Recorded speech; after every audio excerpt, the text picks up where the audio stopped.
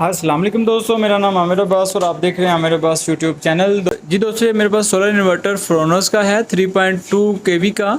तो बेसिकली ये 1 साल या 1.5 साल बाद मैं आपको इसका रिव्यूज़ इसलिए दे रहा हूँ कि बाकायदा पहले इसकी खुद हम जो है सारी मॉनिटरिंग की है, सारा इसको चेकअप किया है। इसके साथ ये कुछ ब्रेकर मेरे लगे हैं, कुछ बैटरी इंडिकेटर हैं, ये आप देख सकते हैं। ये बड़े जदीद किस्म के इसमें ब्रेकर लगे हैं और इसी तरीके से ये ठीक है दोस्तों, ये ब्रेकर है मेरे पास और इनमें हमने बिल्कुल वापडा बिल्कुल बंद की है और असूली तौर पे वापडा बिल्कुल बंद होनी चाहिए। ये हम इसके साथ हमने ट्यूबलर 2 बैटरीज लगाई हैं। ये आपके सामने 2 TD2500 ट्यूबलर बैटरीज हैं, किसी भी कंपनी की लगाएं, लेकिन मैं फ़िलहाल एक्साइड की लगाई हैं, लेकिन रिज़ल्ट अच्छा है। एक्साइड की TD2500 जो बैटरीज़ हैं, अगर मैं एक वक्त में एक पंखा और लाइटें चलाऊँ तो मेरी 8 से 9 घंटे मेरे बैकअप जो है वो दे जाती हैं, यानी कि रात का बैकअप मुझे इन बैटरी से मिलता है। बेहतरीन जो है ये डिवाइस है। इसकी बेसिक रीज़न ये है कि इसने एक दिन भी हमें तंग नहीं किया। स्टार्टिंग में थोड़ा सा अंडरस्टैंड करने में इश्यूज़ आए थे, तो अब अल्लाह का शुक्र है कि हम इसको यूज़ टू हो चुके हैं। बहुत सारे दोस्त बैड कमेंट्स करते हैं इस बारे में कि जी फ्रोनस अच्छा नहीं है। मैं समझता हूँ फ्रोनस बहुत अच्छा है। तब ये 1.5 साल पहले 80,000 का मुझे मिला था, तो मेरे घर का पूरा लोड चलाता है। ये आपके सामने मैं आपको चेक करवाऊँ तो इस वक्त 2 पंखे चल रहे हैं, कुछ लाइटें चल रही हैं। पंखे और लाइटें चलने के बावजूद, यानी कि 2 पंखे 3-4 लाइटें चलने के बावजूद इसने लोड हमें शो करवाया 25%। 25% का मतलब ये है दोस्तों, अगर मैं आपको दिखा पाऊँ, ये 25% का मतलब दोस्तों ये है कि इस पे मज़ीद हम 75% लोड चला सकते हैं।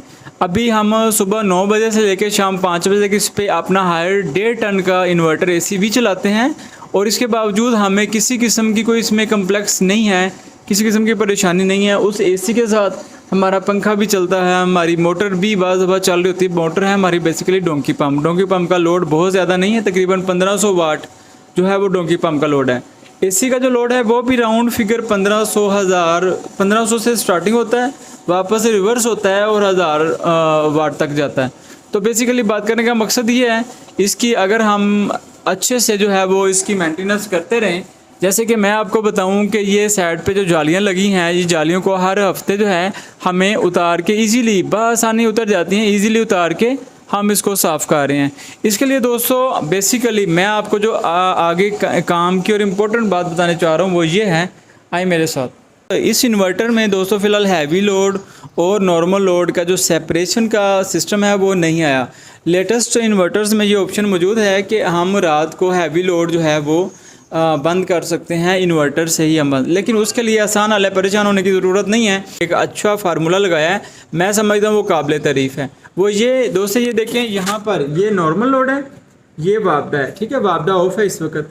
ये हाई लोड है, हैवी लोड है और ये वापडा है। इसी तरीके से ये नीचे सोलर है। ये सिस्टम हाई भी सोलर पे है और नॉर्मल भी सोलर पे है। हाई में दोस्तों क्या आ जाता है, हाई में आपकी फ्रिज है, आपका AC है, आपकी मोटर है, आपकी इस्त्री है, इवन के हम तो बाज़ बार इस पे गैस ना हो तो हीटर भी चलाते हैं।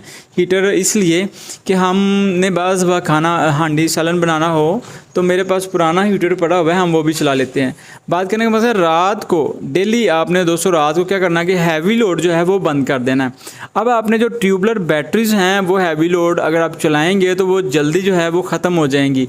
उससे बचने के लिए आपने क्या करना है, नॉर्मल लोड को आपने मेजरमेंट करना है, नॉर्मल लोड चलाएं, हैवी लोड बंद कर दें। रात को बामुश्किल अगर 6 घंटे आपकी वापडा चलती है, वापडा सिर्फ इस सूरत में चलेगी कि आपकी बामुश्किल एक फ्रिज उस पर चलेगी, या कभी कभार ओवन जो है आपको पता है ओवन 1-2 मिनट चल रहा है, तो ओवन भी आपने रात को सोलर इस पे ड्रेन बैटरीज पे नहीं चलाना, क्योंकि बैटरी बार बार ड्रेन होंगी तो बैटरी की कैपेसिटी, बैटरी की लाइफ कम हो जाएगी। बैटरी को ईजी रखें, उसका फ़ायदा आपको ये होगा कि कम से कम जो है वो बैटरीज़ की एक तो एवरेज अच्छी रहेगी और दूसरा ये कि अगर आज 7-8 घंटे बैकअप दे रही हैं तो अगर बार बार ड्रेनिंग करते रहेंगे नुकसान ही होगा दोस्तों कि वो बैटरीज की लाइफ जो है वो कम होना शुरू हो जाएगी। तो ये एक अच्छा फार्मूला लगाया है। ऑल ओवर हम बात करेंगे फ्रोनस इन्वर्टर का, तो हम वापस अपने टॉपिक पे चलते हैं। बहरहाल हम दोस्तों ऑल ओवर बात करेंगे अपने फ्रोनस इन्वर्टर का। तो फ्रोनस बेहतरीन इक्विपमेंट है और इसका मार्केट से बाकी महंगे इन्वर्टरों से इसका रेट भी कम है। क्योंकि जब मैंने ये लिया था मैंने अच्छा खासा सर्वे किया था, अच्छी खासी मैंने जो है मार्केट घूमी थी। मेरा कोई 1 हफ़्ते से लेकर 2 हफ्तों तक मैंने जस्ट ये सर्च किया था कि मेरे वारे में कौन सा रहेगा एक मुकम्मल घर के लिए। इस पे दोस्तों एट अ टाइम हम 4 से 6 पंखे चलाते हैं, 8 से 10 लाइटें जलाती हैं, फ्रिज चलती है, इस्त्री चलती है, ओवन चलता है, मोटर चलती है और इसके साथ एसी चलता है, LCD वगैरह भी चल जाती है। बात करने का मकसद ये एक आम घर के लिए, एक नॉर्मल फैमिली के लिए ये इनफ है। आपको 5 kV 4 kV पे जाने की ज़रूरत नहीं है। आपकी 6 प्लेटें इस पे जो 580 वाट की 6 प्लेटें बआसानी इस पे चल सकती हैं। और आपको एक कम बजट में ये एक अच्छी चीज़ मैंने आज आपको मुतारफ़ इसलिए करवाई है कि 1 साल मेरे घर में ये चल रहा है और मुझे पता है इसके बेनिफिट्स क्या हैं। तो डेफिनेटली एक चीज़ का फ़ायदा हो तो दोस्तों से शेयर करनी चाहिए। दोस्तों ये 1.5 टन का AC है और इसको बेसिकली हम सोलर पे चला रहे हैं। तो शुरू में एक प्रॉब्लम क्रिएट आई थी जिसको आज हम जो है वो सॉल्व करने जा रहे हैं।